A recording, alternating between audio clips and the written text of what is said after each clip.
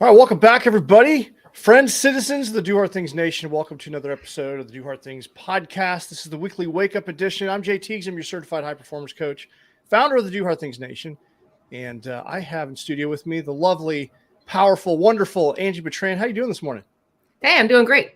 What's up with your hand? It's a half cast. I had surgery you said on that Wednesday. last week you're going to have surgery. How's that going for you? Yeah, it is. It's going. Recovery has actually been smooth sailing. It's pretty painful, but it will be all worth it in the end. So got some swollen piggies here. And my whole right side of my body is pretty tired from having to take on the extra movement of the left side of my body. Yeah. But yeah, we're doing good. Once I get that's all not healed your up, that's not your dominant hand, is it?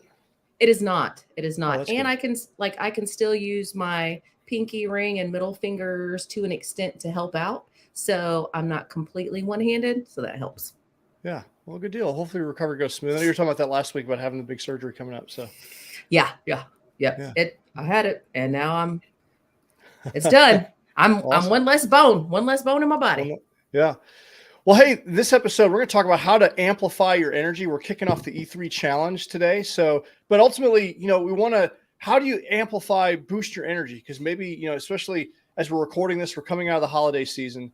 Everyone's in the gym this morning, getting ready to go to the gym. But how do we sustain that motivation?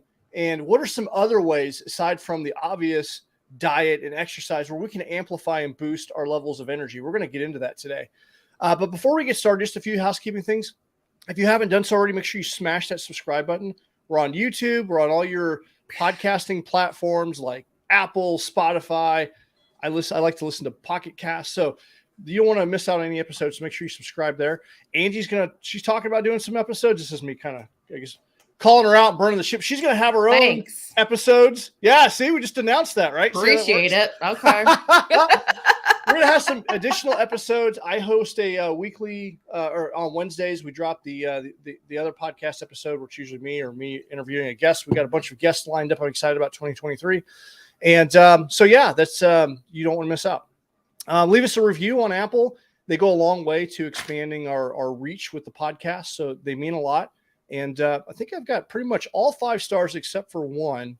But hey, you can't win them all. But hey, leave an honest review. I'm cool with all of them. They help us, like I said, reach out and expand tweak the algorithm so people can stumble into us.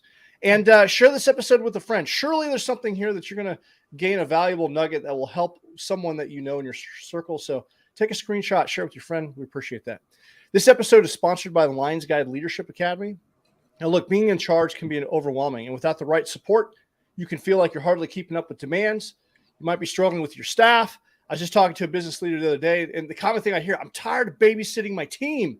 Hey, those things are frustrating, and there's some leadership challenges that happen. But there are ways that you can maximize your own performance. There are leadership things that you can incorporate to enhance the team. And Lions Guides helps leaders like you gain confidence, accomplish more, and earn the personal freedom you sought to achieve. And we can help you out. So the Lions Guide Academy offers one-on-one coaching, group coaching, organizational workshops. I am the high performance development director there. And there's Dale Walls and Keith Griffin are also the coaches there. And majority of my coaching is under the umbrella of Lions Guide, and they've sponsored the E3 challenge. So we appreciate them. Go check out lionsguide.com, follow their podcast. I'm guest number 1 on the podcast. I've been on there a few times. So go check that out. If you like what we're doing here with the Do Hard Things Nation, go check out the Lions Guide and follow them as well. This episode is also brought to you by UARD, the University of Applied Research and Development, and they're helping veterans obtain their bachelor or master's degree in emergency management. You can study abroad in New Zealand for a short tour, long tour, fully funded by the VA. You can also use your GI Bill, VOC Rehab benefits, and this is specifically for veterans. You get maximum credit for military service and experience because the skills that you've gained as a veteran transition very nicely in the emergency management field. And the goal is to have your bachelor or master's degree in less than a year. And it's self-paced distance learning with this opportunity to go to New Zealand. And I am also a professor there. So you're going to see my smiling face, get to train with me. And so if you're interested in that, go to dohardthingsnation.com, click on the Do Hard Things down under, or you can go to www.uard.university. And then finally, hey, we were wearing this awesome goal crushing gear. I got this awesome hat. Angie's got her remember why she started apparel and merch. Go, if you appreciate what we do, go to doherthingsnation.com. Go grab you some swag. My lovely, wonderful wife, Lacey, is the designer and the one that she's the one that makes all this stuff. And we hear commonly, you've ruined me on my clothing, right? Because it's so soft and so comfortable. So Lacey's constantly hearing it like, you ruined me on my clothes. I can't wear this shirt because they're not your branded swag, because everything that she creates is magical. So, but there's no slack when you're wearing a Gold Crusher shirt. Remember why you started. So right. We appreciate that. So that's all the housekeeping stuff. Angie, how are you doing this morning again? I'm great. I'm just going to say her shirts feel like what I would imagine petting a unicorn feels like. They're so soft. You have no idea. I mean, when you put on one of the, I'm not lying. I swear to God, I'm not lying. Once you get one, you're like, oh, that's what good quality feels like. And then when you go back and you get another shirt of another brand and you're like, oh, that feels like sandpaper. I'm just going to stick that in the donate pile. I have so many shirts that I can't wear. In fact, I have a pile of them because you can make blankets out of them. All my old Ray shirts and things like that. I'm going to make a quilt out of them. Yeah. I can't wear anything else. And my kids are constantly stealing my shirts. So it's good stuff. Legit. Yeah. Like it's legit good stuff. Yeah. So, but yeah, so this morning we're kicking off the E3 challenge. And what's the E3 challenge? It's the Energy and Endurance Enhancer Challenge. It's 28 days. And what we wanted to talk about this morning on the podcast is just how do we amplify our energy? And energy is more than just diet and exercise. That is a critical component. But we can talk about that ad nauseum. Everyone knows what they need to do, but there are some other methods that will help you boost your energy. And so that's what I want to talk about this morning. Right on. Let's do it. Let's tell the people how they can enhance their endurance and their energy. Yeah. So let me just pull up the check sheet. People can do this at home if they want. It's up to you, but I'm going to kind of go through it because we created the E3 challenge specifically as a way. I wanted to incorporate some of these other things. I'm going to share my screen here. Let's see here. Present, share screen. Yep, you got it right there in your hand. Okay. So if you look here, one of the first things is gratitude. And I know a lot of people are like, gratitude, how does that boost our energy? But gratitude enables us to focus on the positive, because there's so much, we often tend to worry about a lot of things, or we have a lot of demands placed upon us, and we can really kind of get in that negative headspace. But gratitude enables you to think about someone or something that's positive, and that will ultimately boost your overall energy. When you are happier, when you're in a state of gratitude, it's more positive, and that positivity will boost your energy. So part of this challenge is really finding 3 things you're grateful for, writing them down, maybe spending a moment or two, just really thinking about that. And studies have shown that at night, if you do this before you go to bed, have you ever laid down at night and you're just like, your head's spinning with all the things that you have coming up the next day? You're worried about the next day's activities.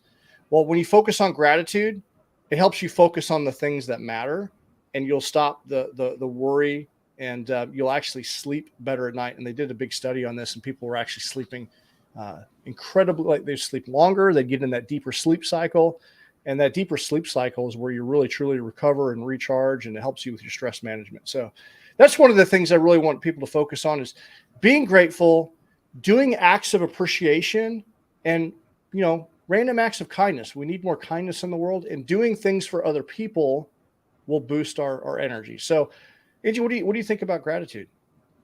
So I just want to make sure that people don't overthink this. You don't have to have these huge things in your life to be grateful for, right? So I was talking with someone yesterday, and they're like, well, I'm grateful for like 3 things in my life. And I'm like, come on, there's got to be more that you're grateful for than that, because I'm going to tell you what, the way I look at it, I'm grateful for the shoes that I put on my feet when I go running, right? I mean, it doesn't have to be, you can be grateful for more things than just a partner, or just a child, or just a job that you like. I want you to really sit down and just not overthink it, and just think about all the little things that you're grateful for.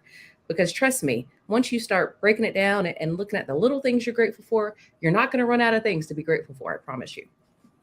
Yeah, I think about, I try to think of different things, the things that I wouldn't normally, like it's so easy to fall in the trap of where you just take things for granted. Yeah. Like I Yeah. think about this podcast. There's times I'm just like, oh, here we go. I got to get up and get this thing done. And then I'm like, you know what?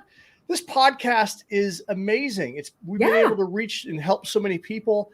I love it when people are like, hey, you know what? You said something, or you had a guest on, or Angie said something amazing. And I really appreciate that.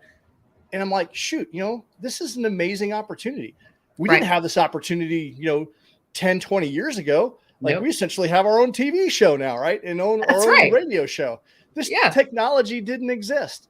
It's just one of the things that's easy to take for granted. Mm-hmm.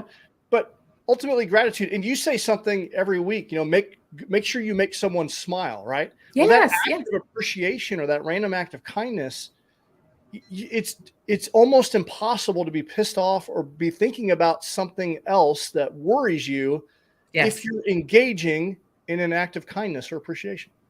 Yeah. When you do something, when you think about gratitude, when you do something, a random act of kindness for someone else, I don't care who you are, it puts a smile on your face, a smile in your heart. And that translates to other people. It's crazy when I'm out in public and I make eye contact with people. I do my best to try to remember to smile, no matter what I'm thinking about, no matter what's going on, no matter what I might be going through. I do my best to try to, if I make eye contact with someone, to at least smile at them. They might not smile back, but 9 out of 10 times they smile back. They're like, it's something that happens. Right. Yeah. And so, anyway, makes me feel good. And that's one of the things we talk about in high performance I teach is your physiology. Nonverbal communication is 70% of all communication. Mm-hmm. And I can tend to have it like an RBF and wear my emotions on my face. Mm-hmm. So I make it a point to just, I try, I don't always do this, but try to remember to smile. And it does, when you make eye contact with someone and just acknowledge them and just be kind, you might be the only person that's been kind, because you have no idea what kind of hellish day that they've had, Yeah. And it does make you feel better when you get that positive interaction back. And it does boost the positivity and energy in your tank. Yeah. Yep, for sure. Absolutely. So we know about movement and hydration and all those things. So I don't want to spend a lot of time on that, but hey, you need to be bottom line is you got to take care of your food is fuel, and you got to be moving the body. So you need to be doing those things. That's why part of the challenge, but your own personal growth. That's something that we put in this challenge, but taking the time to sharpen your own saw, I think, is incredibly important. And one of the critical habits that has really changed the trajectory of my life is making reading part of my day. Reading or listening, well, definitely a podcast. I'm always listening to podcasts, but I wasn't much of a reader. And I only read unless I was told to read, because of a college class or something like that. So about, let's say, just over 10 years ago. And incorporating the habit of reading 10 pages a day, that nugget of information inspires me. It motivates me. Usually I'll maybe make a Facebook post around it, and I'll get a lot of positive interaction from it. And that gives me energy. Yeah. What do you do, Angie, in regards to your own growth and development that helps you? I'm a podcast junkie. It's funny because I love music, right? I absolutely love music. But because I'm so interested in podcasts and audiobooks that 9 out of 10 times when I have my headphones in, I'm listening to a podcast or an audiobook. When I get in my car, CarPlay, hook it up. That's what I'm listening to. When I'm running, I would say 7 out of 10 times I've got an audiobook or a podcast playing. If I'm trying to focus and concentrate, same thing. And so I actually have to schedule in time to remember to listen to music because I love music. Yeah. Music can boost your energy as well, right? It can change your mood. Right. Yeah, for sure. But I'm an audiobook junkie. There's something to be said about reading a paper hard copy pages. I also have, I don't know, probably 3 books that I'm kind of bounce between through. reading, just because I just want to read all the things. So maybe I'm overdoing it a little bit. Maybe I just need to focus on one book and get through that book and then pass it along to someone else. But I enjoy reading. I enjoy listening to audiobooks. I enjoy podcasts. I just get so much good information, and that's what I do. Yeah. So if you're only listening to music, 'cause I think music is important, but if you're only listening to music, I would encourage you to check out a podcast or an Audible, because one Audible book or one really good podcast can really change your perception on something, and it's just more knowledge, and knowledge is power. It really is. And there's so many great podcasts out there, and a variety of think of something that you want to get into or do, and there's going to be a podcast on it, which I think is just awesome. Well, and a lot of times it's funny because I'll listen to I like Jay Shetty's podcast, but he's had so many interesting guests on there, and so that leads me to their podcast, and then their guest podcast, and then a book that they published, and it's just this great, amazing cycle of information and knowledge. Love it. Absolutely, and that will invariably make you smarter, boost your energy, and it's good. It's good. Mm-hmm. All right. Another thing we want to talk about, and I put it in the challenge, is meditation. Meditation. And so it's right here. And, meditation, there's a variety of different forms of meditation. There's, visualization, there's guided meditations, there's chakras, you can meditate in part of your yoga practice. And this is one of those things that it doesn't take a lot of time. I say this all the time. It's easy to do. It's easier not to do. It's easier not to do, which is why I struggle with the consistency of it. But when I engage with it regularly, it just makes me there's a quote, I don't know who said it, but movement to the body is what silence is to the mind, and being that stillness of mind, that's usually where, it's scientifically proven to reduce negative emotion. I will often have I'll be thinking about a problem, or the answer will just kind of pop up in my mind, because your subconscious is constantly running. And when you can slow that down, it gives you a sense of peace and clarity. Yeah. And that will also boost your levels of energy. Plus it's like a short recharge. Sometimes you ever had your cell phone, you're like in the middle of the day, and you, for whatever reason, you forgot to charge it the night before, and you're trying to get those little boost of energy. So you got to go plug it in the charger for 10, 15 minutes, and you get a little bit of energy so you can make it to the next event. It's kind of like what meditation does. Yeah. It just kind of like a little boost of energy. Well, and okay, so this is what I hear from a lot of people a lot of the time when we talk about meditation. If the subject comes up, oh, I can't meditate because my mind is so busy and I just can't do it. You're alive. That's a good thing. That means you're not dead. Yeah. If you're having to redirect your thoughts, that's not a bad thing, right? So don't use that that negative thought process of, oh, I can't meditate. I'm unable to meditate because I just can't quiet my mind. Well, that's a good thing.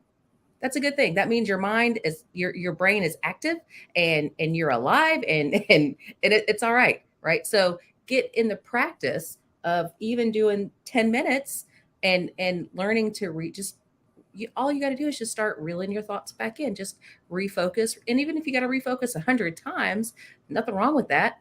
Just practice refocusing. And eventually, once you practice it enough, it will start to become habit. You'll be able to control your thoughts a little bit easier. And meditation's different for everybody, right? We're not all yogis here. We're not trained yogis that have been doing this for years. So as with everything, meditation takes practice. Don't get frustrated. Don't give up on yourself. Don't say, oh, I can't do it. This is impossible. Nothing's impossible. You can do it. Just think about it a little bit differently, and just be happy that you're alive and your brain works that way. Because let me tell you, this girl right here, I got to rein in 100 thoughts 100 different times. I meditate quite often, and it's still something that I'm like, oh, gotta refocus. Yeah. I find the guided meditations really help. And one thing that really helped me, because every time when I used to try meditation and get frustrated and quit, it'd be like, well, you got to do 20 minutes of meditation, because usually you see 20 minutes with it. Well, shit, that you're sitting there for 20 minutes and you're kind of an ADHD guy like myself. Like, that feels like an eternity. So I'd be like, oh, this is dumb. That's a lot of time. I don't have time for this. Right. But what I learned is, and someone put it, framed it this way, is like, for a novice, 20 minutes is like, it's like going from the couch to running a marathon. Yeah. Start with like 2 to 5 minutes, and Mhm. then slowly work your way to 10, and then 10 leads itself to 20. And then people that are really, they're practitioners of meditation. I mean, oftentimes they'll do 20 minutes a day. I would not recommend that for someone just getting into meditation. Right. So if Yeah. you're new to that and you've been frustrated with that, just shorten it up a little bit. And then what I love about Headspace, Headspace will do that for you. It encourages you to start in a slow, shorter amount of time. And one thing I love about Headspace, you might set it for 5 minutes, but it's like a window. It's probably more like anywhere between 5 to 7 minutes. It doesn't stop specifically on 5, because sometimes it'll take you a little bit longer, which I really appreciate. I think they're trying to train you to get that longer. Headspace is what introduced me to meditation. I really like Headspace. Headspace is a great app. Buddhify, you brought that up. Buddhify is a great app. Yep. Let me think. There's Calm, there's Balance, there's all sorts of things. Breathe. Breathe is a really good app. What was I just? Oh, so if you're really interested in learning about how meditation can change your thought process, can change how it affects your brain waves, right? If you want to get really deep into it, I encourage you to check out Joe Dispenza. He is amazing. I've been listening to him for about 2 years now. And it's Joe, Joe, last name Dispenza, Dispenza. Check him out. Check out his stuff. You're going to be mind blown. Like, it's, if you really want to get into the thick of things with it and understand, like me, I like to know why something affects, like, how does meditation affect my brain? What is the process here? He really breaks it down from a neuroscientist point of view. So anyway, check him out. Joe Dispenza is great.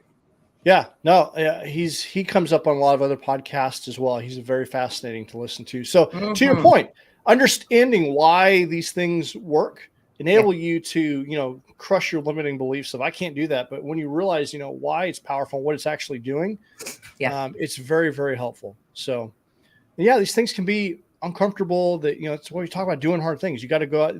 Like meditation is a practice. It's a practice. And I'd probably even say it's a discipline. It's a disciplined habit, because you got to force yourself to sit down and do it. You but the only benefits are great. Grow when you're uncomfortable. You just spoke about being uncomfortable. You only grow in the uncomfortable. Just remember that, people. Absolutely. So, all right. And then one other component I want to talk about is just, we know this to be true. Sleep is so incredibly important. So we have recharge in here, and you need to be getting more sleep. And I was telling Angie right before I came on this morning that we just kicked off the E3 challenge. Supposed to start last night, and I was in bed before 9 o'clock, because part of the challenge is it's your intentional time of going to bed. So I set my bedtime and my wake up time, and I'm already feeling a little bit better this morning, because I don't usually go to bed that early, but I'm already noticing a marked difference. And so sleep is one of those things in our society. We tend to pride ourselves about, the sleep deprivation and all the things that we do without sleep, especially being in the Army, for the last, decades that I've been involved in it. It was just, just constantly talking about all the things that we do without sleep. And, but like I tell my running athletes, like, look, rest and recovery is training. That is where your body's repairing itself. That is where, when you're in deep REM, it's what I've learned about. I was recently certified as a TRP, a trauma coach with 22-0.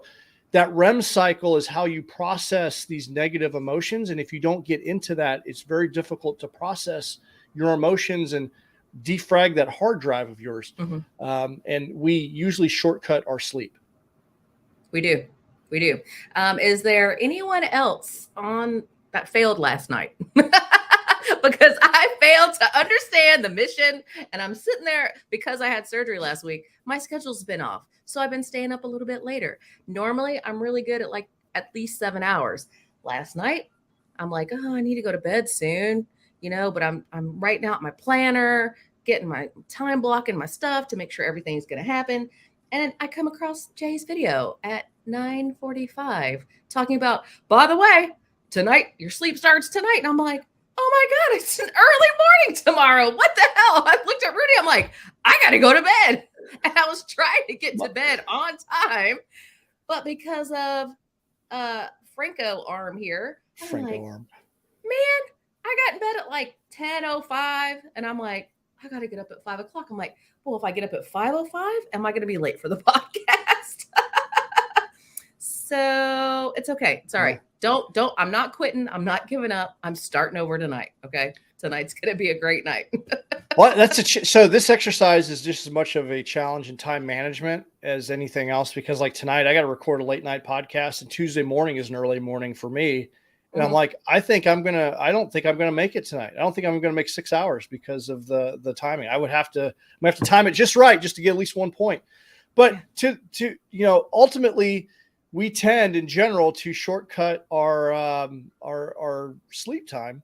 And I know that this is probably one of the more difficult aspects of this challenge, but it's something we talk about all the time. We know we need to do it, but we're just not quite doing it. You go to bed at night and you're like scrolling on your phone for an hour. You just watch these TikToks and you only intend to go on there for like 5 minutes, but then 30 minutes pass. Yeah. And then that blue light, you lay down and you're just thinking about this TikTok song that's in your head.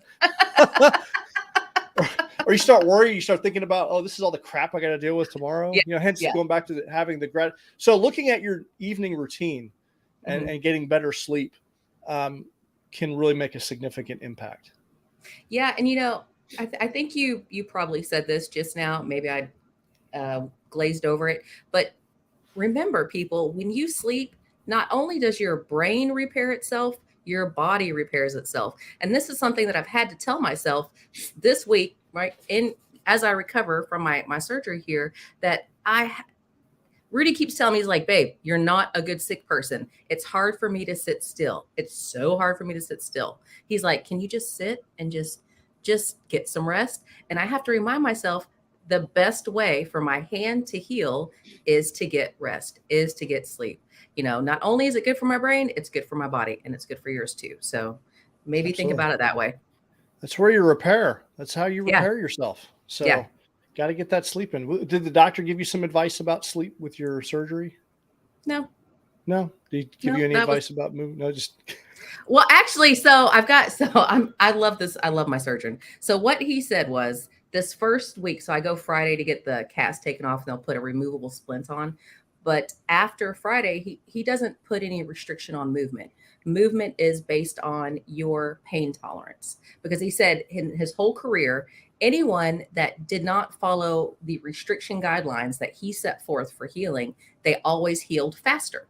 Movement equals healing. I don't care what anybody says, right?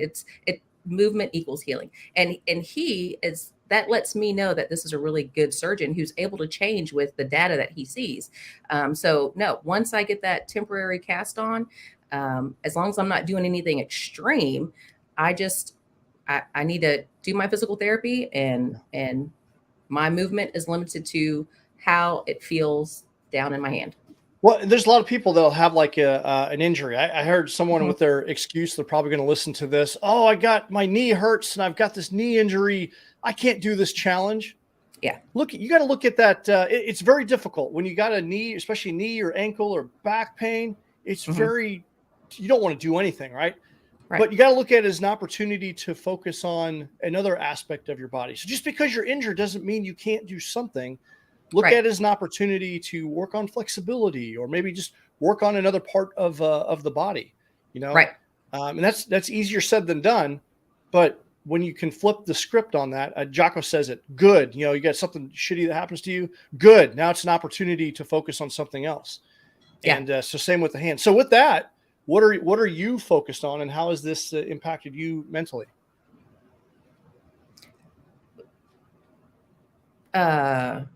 So, I'm focused on continuing to move. I'm focused on that. Something I had to keep telling Rudy is movement equals healing. I know you're a little frustrated with me because you want me to sit down and rest and just, stay under the covers. And I can't do that. Movement for me equals healing. I am blessed to be able to get up and move as much as I can. And so for me, movement is key. I just want to keep moving, keep moving. Yesterday we took the dog out for a walk and walked over 2 miles. You know, I just had surgery on Wednesday. This is not a small surgery that I had. I had a bone removed out of my hand. But it's just I'm trying to look at everything that I can do. What lower body exercises can I do? I have a really great trainer at the gym, and she's like, "Hey, girl, we are gonna, as soon as you feel like you can come in, we're gonna hook you up. There's straps that they can wrap around my arm, so I can still continue to work my biceps and my upper muscles in my arms, and not have to worry about pulling on this, so I don't injure my hand." But I'm just trying to think of all the ways I can move, all the ways that I can stay active, all the ways that I can heal, because I don't want to turn into some sedentary. I don't want to use this as a excuse.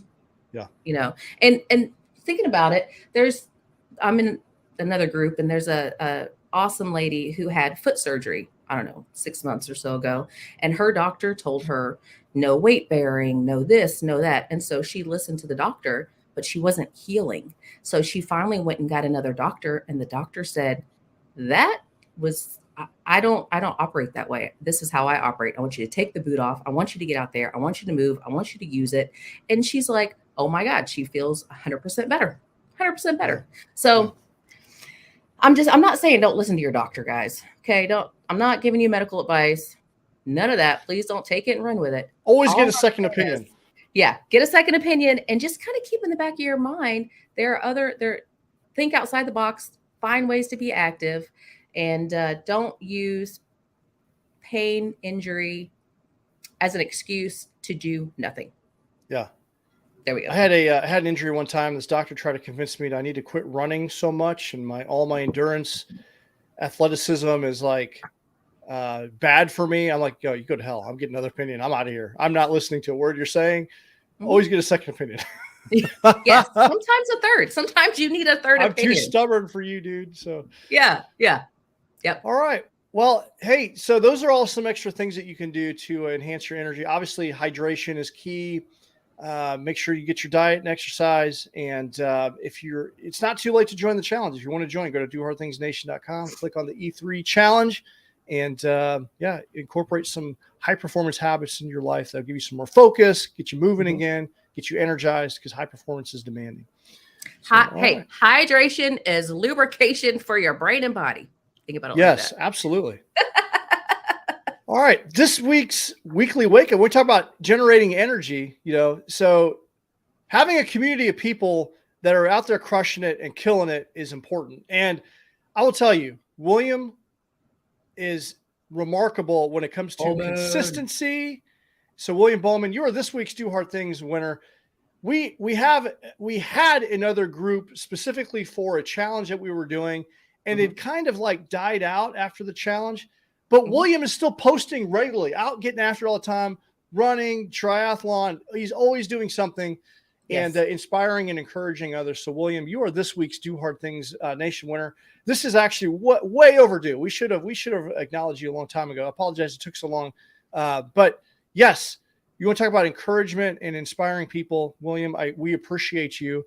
We appreciate you getting after it. He's doing the E3 challenge with us, and always excited and inspired to see him in the news feed. So there he is this morning. Hey, good morning, William. He's on. Hey, buddy. Good morning, and congratulations. You really deserve this. You keep me motivated. When I see those posts, when you post about your workouts, when you post about the things that you're still doing, I'm like, man, he's getting after. There's so many times I've seen your post, and that's made me get up off the couch and do something myself. So he posted this morning as soon as we got on at 6 o'clock. Good morning. Just completed my workout, Bible study, and meditation. Absolute beast mode, before 6 a.m. It's awesome. That's right. That's living life on offense. So good job, brother. So you're this week's weekly winner. We're gonna send you a Do Hard Things shirt. So we appreciate you. All right. Well, hey, that's pretty much it. I got to go get my kids wrangled up and get them off to school. Okay. And get on with my day. I got a whole jam-packed day full of energy-enhancing activities I got to do on top of everything else. Really quick. I know it's to. already 6:34. I know it's 6:34. I'm not trying to keep you guys in your day, but I just want to show you something. So look, I have a planner. Oh yeah, time blocking. Yeah. Time blocking. So check it out. This is the Law of Attraction. We're not sponsored by them. We don't make any money off them.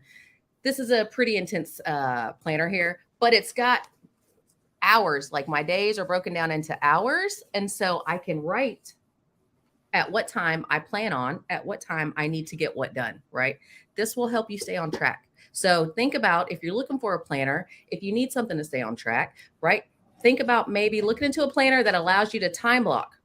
I'm sure Jay's done podcasts on time blocking. Maybe, I don't know. Have you, Jay? Oh yeah, we've talked about time blocking. Yeah. So we've talked about it. But anyway, just a little reminder here, get you something, write it down. That way you'll look at it, get organized, print your stuff out, keep everything you can see it, go over it at the end of the night. We got this, guys. We got it. When you're feeling like things are out of control, it's probably a lot of this got to do with your time management and your calendar. I don't know if you see that. Calendar equals control. When you are dialed in with your calendar, you're going to have more control that enables you to put those boundaries up. Because oftentimes when people their heads are spinning, they got things. Well, where's your calendar at? I haven't been using it because I'm too out of control. I don't have time for my calendar. Bullshit. If you don't have time for your calendar, like everything else, like life is just going to just keep you spinning out of control. So stop what you're doing. Get in the disciplined habit of using a calendar. If you're using one, you probably know you can't. It's one of those things that you got to try and dabble with different calendars, and we can go on a different podcast. And have a whole episode about this. And I'm sure we have some in the past, but anyway, bottom line is use your calendar. Angie, great point, because this challenge is just as much of a challenge in time management as it is anything else. It is. And do something that makes you smile today. I had to get that in there. Absolutely. What are you going to do? What are you going to do that's going to make you smile today? What am I going to do? I'm going to go get my hair done today. That's going to make me smile. Nice. I'm going to open a door for somebody, maybe push a cart back out, bring a cart in from the parking lot or something. I don't know. I like to think that I do random acts of kindness on a regular basis, but I like having this challenge because it's one of those that puts it back on my to-do list of things to do. And I always appreciate that. So I'm going to do something kind for someone today. So I'm looking forward to that. Yeah. Oh, I've got a Starbucks gift card in my wallet that I meant to give out over Christmas. Maybe I'll give that to somebody today. Yeah. I don't know. Randomly. When are you going to Starbucks? I'm not going. I like my coffee better, man. But other people like Starbucks. So I like to give away Starbucks cards. I'm not, I like my coffee better. Awesome. Well, if you're running to Angie today, you might just get a Starbucks. Yeah, you might. Smile at me. We'll see what happens. All right, guys, for everyone out there, keep doing hard things. We'll see you guys next episode. Keep crushing it, and we'll see you then.